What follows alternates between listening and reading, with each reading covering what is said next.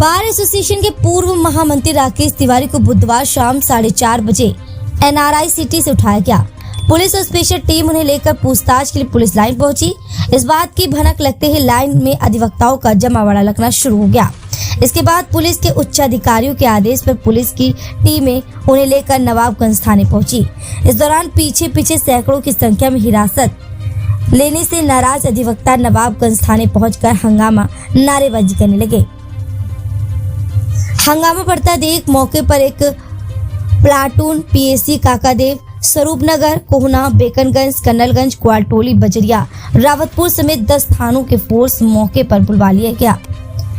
समय के साथ नवाबगंज थाने में अधिवक्ताओं की भी संख्या बढ़ने लगी। इस दौरान पुलिस को दोनों ओर का रास्ता बंद कर दूसरी सड़क से वाहन सवारों को भेजना पड़ा।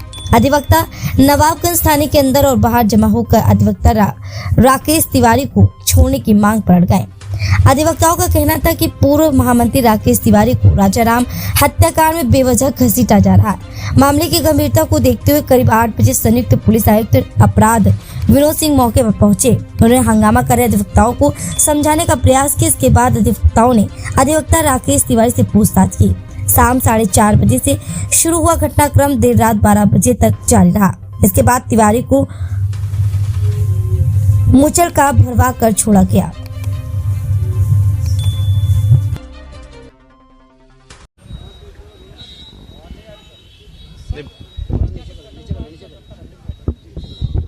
वर्ष 2021 में एनआरआई सिटी में एक व्यक्ति की हत्या हुई थी, जिसमें कि तत्काल इसमें अभियोग पंजीकृत हुआ और विवेचना हुई। और विवेचना में जो शूटर थे उनको जेल भेजा गया और जो भी आरोपी थे इसमें उनका गुण दोष के आधार पर निस्तारण किया गया।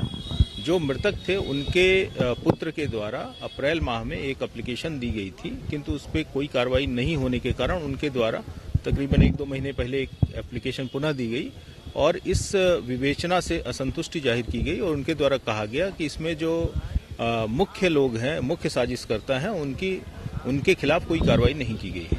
इस क्रम में अग्रिम विवेचना के आदेश दिए गए और अग्रिम विवेचना में कुछ नाम प्रकाश में आए, जिसमें कि एक अधिवक्ता है यहाँ के श्री राकेश तिवारी जी, उनको पूछताछ के लिए और साथ में अन्य जो नाम प्रकाश में आए हैं उनको पूछताछ के लिए थाने में लाया गया है।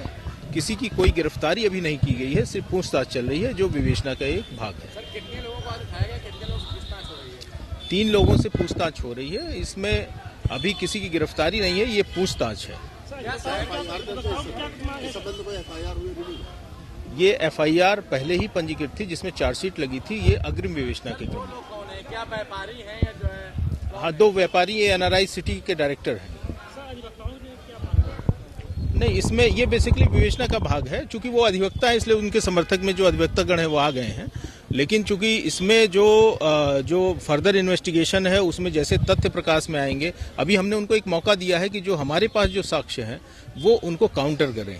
अगर वो काउंटर कर लेते हैं, वो अपने तथ्य रख देते हैं और उनके तथ्य प्रबल होते हैं तो उनको छोड़ दिया जाएगा। और अगर ऐसा प्रतीत होता है कि उसमें डाउट क्रिएट होता है या उसमें ऐसे साक्ष्य मिलते हैं कि जो इशारा करते हैं कि ये उस साजिश में रहे हैं या इनका किसी तरह से रोल रहा है, तो फिर इसमें आगे कार्रवाई की जाएगी। घंटों की पूछताछ के बाद क्या रिपोर्ट है?